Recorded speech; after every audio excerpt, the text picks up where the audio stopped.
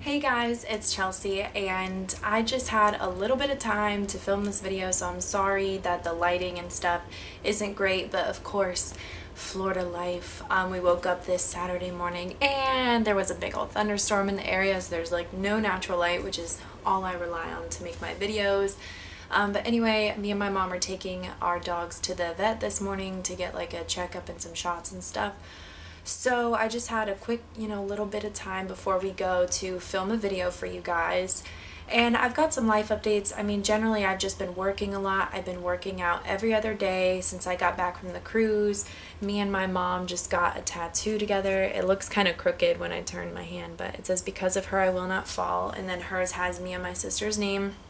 And I know some people think infinity symbols are cheesy and whatever, but I decided that it's something that I really wanted, and it was going to be my first like visible tattoo.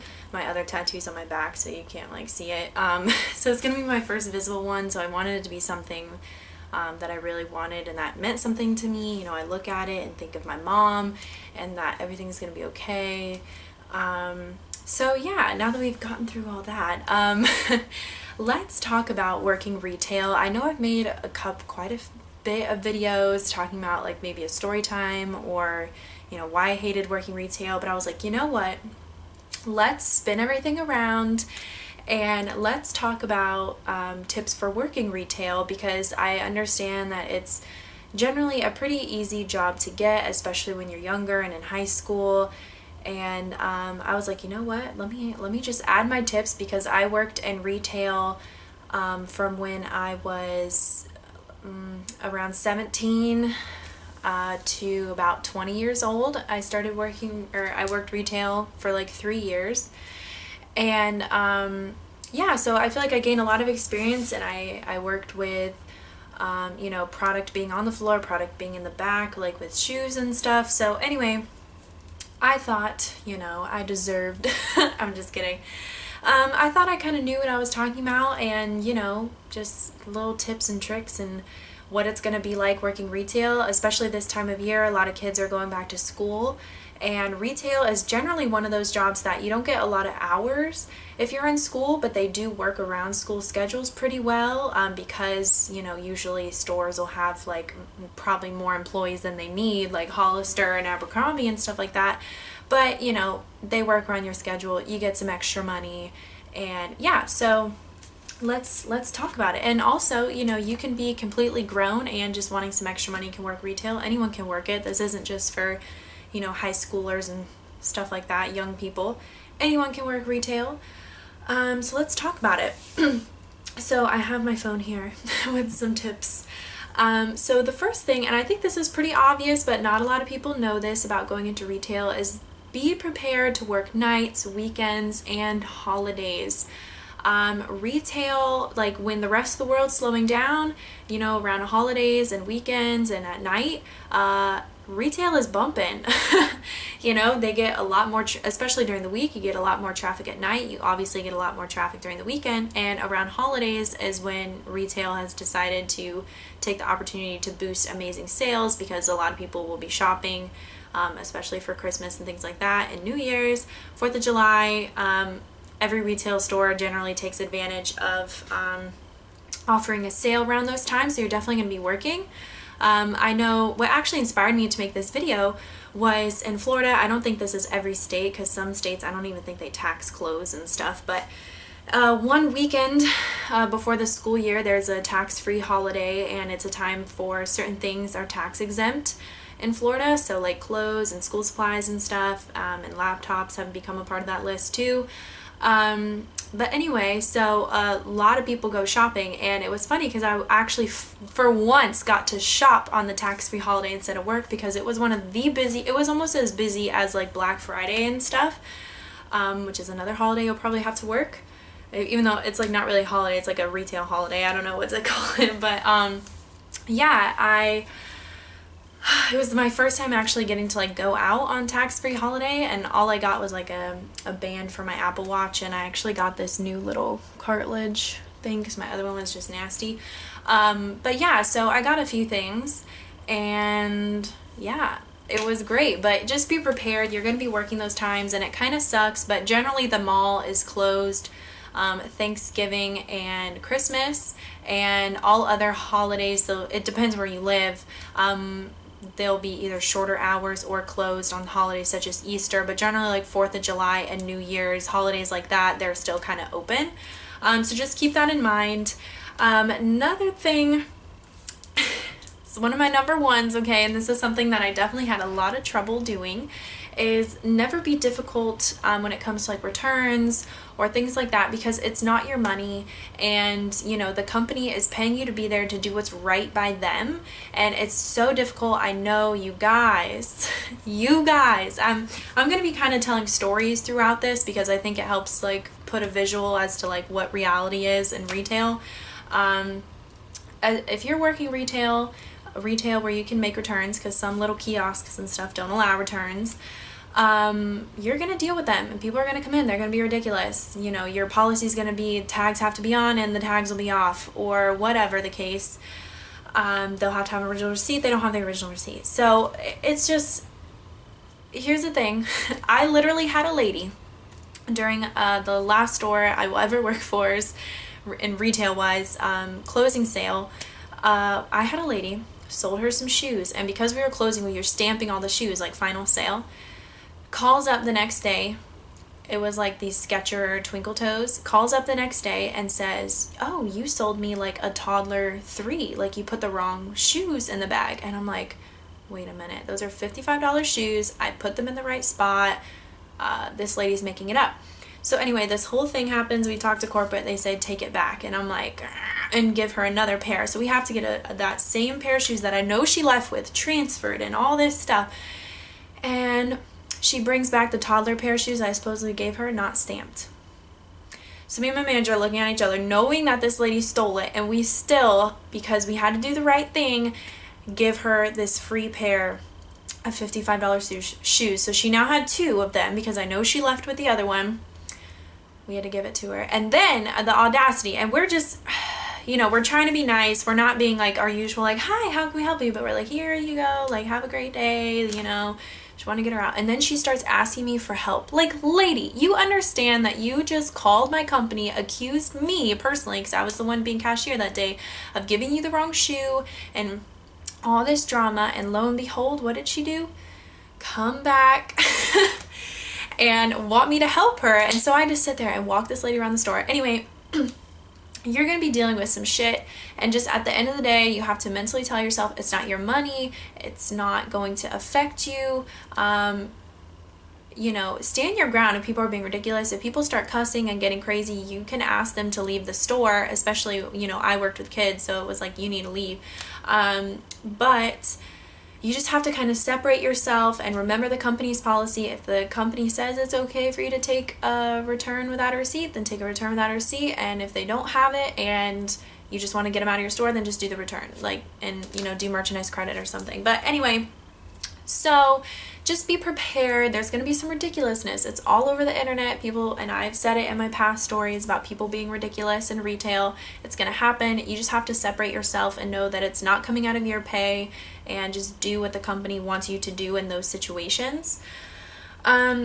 My next tip is to always ask questions if you're confused. This is something I probably annoyed people with, but I just always wanted to be prepared in every situation. In retail, they'll come out with like new products and you have to learn all about the new products, or, you know, your reward system will change a little bit. You got to know about that. So I was just always asking questions. It probably annoyed the first manager I had, but my second manager at the last store I worked at, I think she loved it. She really liked informing people, and it was great to like have that bond with her, because you know, when she wasn't there, I always had people coming to me and like asking me, okay, if we get like a counterfeit bill, what do we do? And you know, they would it was funny, I love them all, but they would try and say things like, oh, we'll just say our money checking system is down, or like something like that. I was like, no, you just tell them that unfortunately we can't accept this bill. Do you have any other form of payment? That's all you have to say. Because at the end of the day, when it comes to counterfeit money, a lot of the times the people giving you the money are schemers, but sometimes there are those rare occasions where that person was actually schemed and someone gave them the fake bill and they're just sitting here like, you know, out of $100. Because technically what we're supposed to do is take it from the person and say, we have to send this in, this is a counterfeit bill. But our company didn't really want us to do that. They just wanted us to ask them for another form of payment. But yeah, so just always ask questions about anything going on. Just make sure you're informed, because it's better to be informed than to not be. I remember one time a lady came in asking about like this email thing, and it was like to get this free item with a purchase, and I had no idea. No one told me. It wasn't, I had no idea. Like my manager, I think I had saw the booklet about it, but I didn't ask about it, and I was working by myself and I'm like, what thing is this? I tried calling another store, no one answered because they were probably super busy because of it. So I'm like, I'm so sorry, ma'am. And she's like, wow, that's just not acceptable. And she gave me this thing. And I'm like, I know, but you know, my manager's coming in a few hours. If you want to come back then, I'm really sorry. I just, no one informed me. And although I think it's more the company's fault because they didn't really explain sales very well and they were sending out emails to people every fucking day, it still was my fault because I should have been a little more like, you know, I should have known. But yeah, and it actually ended up being an item that we had. It was like right in front of her face, but I didn't know. No one told me how to even ring up something, because even if you give something for free, you generally have to ring it up and then like zero it out or do a discount code just for inventory purposes. So yeah. So always ask questions. If you're confused, just ask those questions. Make sure you know what to do. Okay, so that kind of leads into the other one, is to be aware of cash scammer and shoplifter protocols, because they will happen. I know my first retail job, it was working with shoes and the products were all in the back and there was only like socks and stuff on the floor, but those aren't really a big hit if you get those items stolen. But the next time I worked with shoes, all the products were on the floor. It was a different concept, like store concept, and all the product was on the floor. And we actually, I just never thought working there that I would have to deal with people stealing, but you do, like, and it has nothing to do with racial profiling. We don't need to get into all that. Literally, these women all had empty, like, they all had shopping bags that were like empty. And they were from store, they were all crinkled up, and they were from store, they were like old, like it's like a Disney store Christmas bag that was empty, and they each had like a different old ass, crinkly ass, empty ass bag. And immediately my manager like knew that something was wrong, so she called me to come kind of take a look. And then we had some more girls in the back doing stock, and I went and got them, and we're all just kind of standing there. And the lady knew that we like knew what was going on, so she started wanting to be confrontational and like saying all this thing like, oh, why'd you have to get your girls in, like blah blah blah. And we're like, we're just doing stock, like I don't know it, but it's awkward and it sucks. And sometimes the people get confrontational, and you just have to let them know that they don't scare you, that this is your store, and that if they want to decide to take something, then you know there's like law consequences to that, and you can't, you know. Especially Victoria's Secret, you guys, they prosecute. My store didn't necessarily prosecute. If the mall cops came in time, which they never would, you know, maybe something could be done. But like Victoria's Secret's the type where they have the right to like detain you and wait for police to come. And yeah, so I would not steal from Victoria's Secret. I wouldn't steal at all, but Victoria's Secret don't play, because they were right next door and we heard stuff going on all the time. But yeah, you just have to be aware of stuff like that and know that you're gonna have to deal with that. So if you're not comfortable with that, maybe retail where product is on the floor isn't really for you. Maybe like food retail or something would be better for you. And then also cash scammers, people that'll hand you a 20 for, they'll usually buy like one item and then they'll hand you like 20, be like, oh, can you break it up into 5s? Oh, can you do this? Oh wait, yeah, let me give you this. And they just like confuse you or try and talk to you a lot. And then, you know, ask questions, know your store's policy. If you start to get confused, our store's policy was to just shut the drawer, cancel the transaction, and start over. And because your drawer should constantly be keeping track of how much is in it. So generally what we would do is then count the drawer and give them back the appropriate change.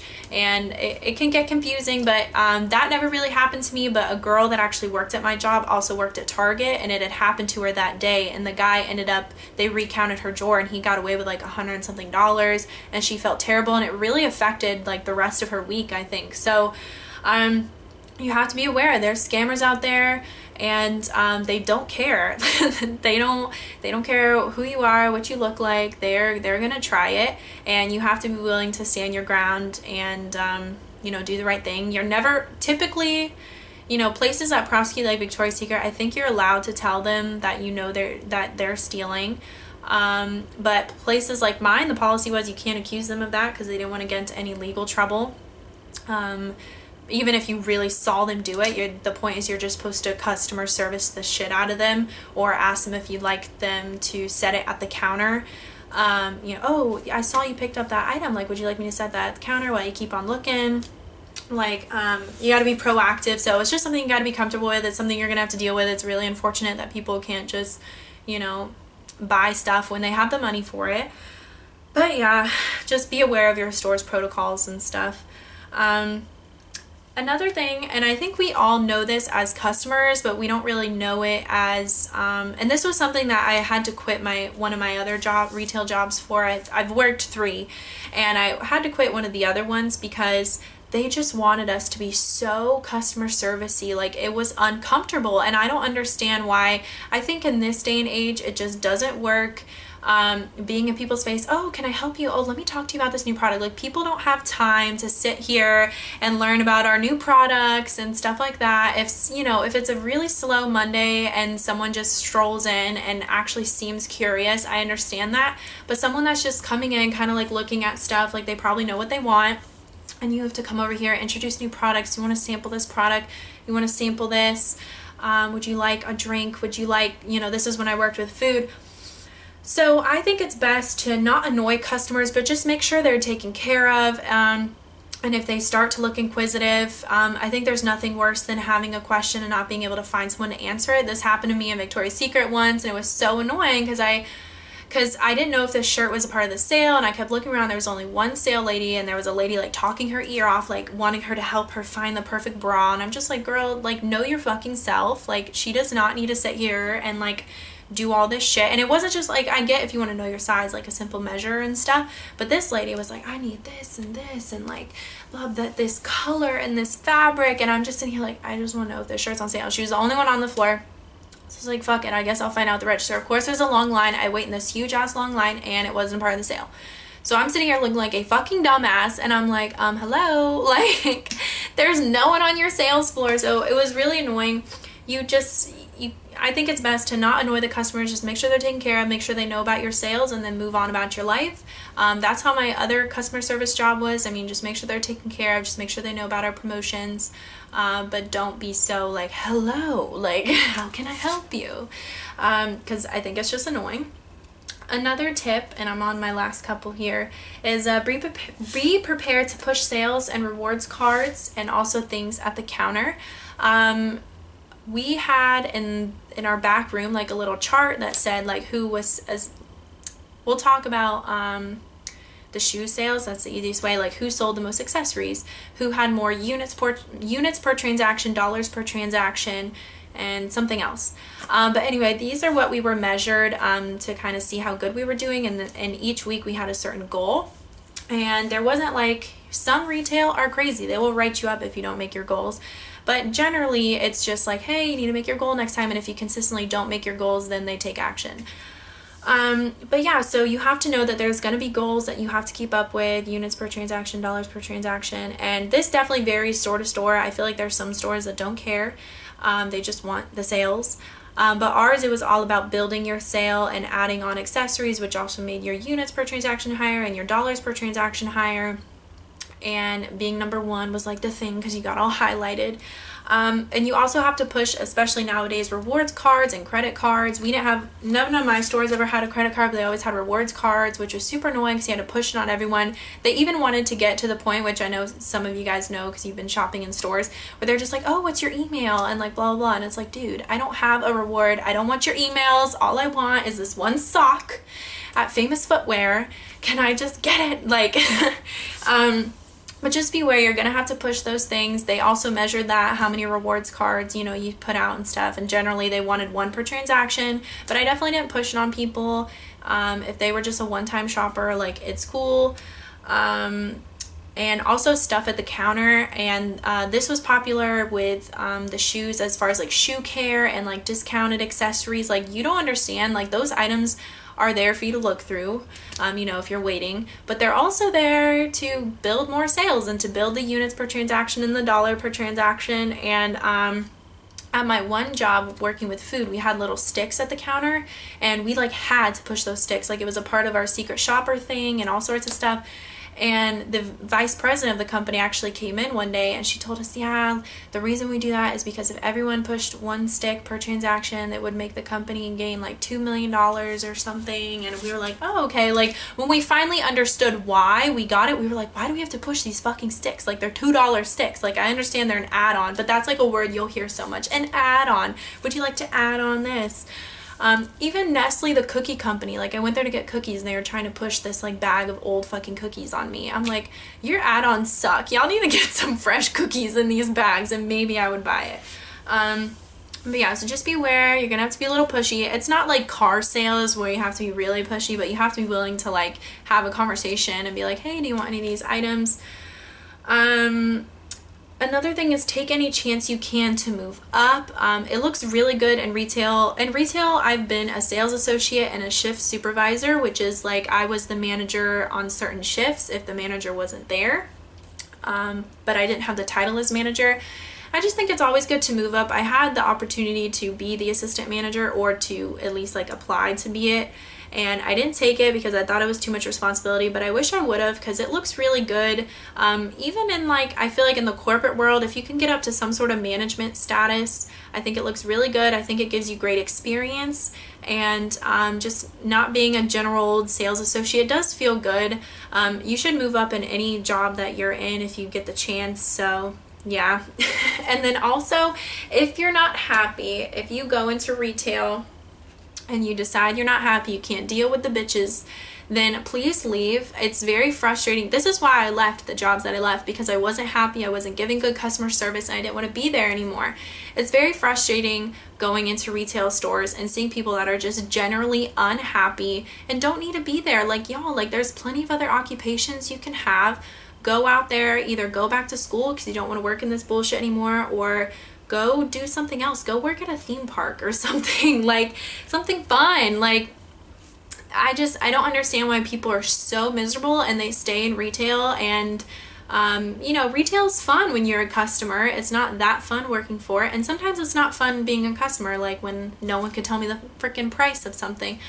But just don't work there if you're not happy, because you definitely rub it off on people, and it's definitely very hard to work in retail if you're unhappy, because it's just so hard to put that smile on. It's so hard to like offer help to these people, all these peasants. I'm just kidding. But yeah, like during our closing sale, I swear I saw some of the craziest shit in the world. Like, we literally had just a huge swarm of people waiting for us to open the gate in the morning, and like kids at the gate. You guys know what I'm talking about. If you've been to the mall, like before it opens, all the stores have their gates down. Like, we had like a mob, and I was just so annoyed because people kept having their kids come up to the gate, and I was just so unhappy. But I made it through the closing sale to help my manager out. But trust me, you guys, I had to force that smile. And honestly, working any other day besides the last Sunday that we closed, I would not have made it. It was so rough. I actually worked the last day we were open. It was so satisfying shutting that thing and being like, let's go. Like, but yeah, so if you're not happy, just find another job. You're doing a disservice to the company and to the customers if you're gonna give off like this really bad attitude. And that was something I had to do myself. So I'm not saying anything about you if you're not happy. I wasn't happy either. But yeah, so that's gonna kind of conclude my video. I hope you guys enjoyed it. I know it's kind of long, but there's just a lot to say, and I wanted to kind of give in stories so you guys could kind of understand where I was coming from. I'm not making this shit up. I went through this for 3 years. But yeah, so I will see you guys next time here on Life of Chelsey, and literally for 3 years. Like, I just remembered because I started working retail in July and my birthday's in June. So I literally just turned 17 and had just became old enough to work for this certain company. So yeah, I've literally been working it for 3 years. But yeah, so I'll see you guys next time here on Life of Chelsey. I hope you enjoyed this video. Have a great day, and bye-bye.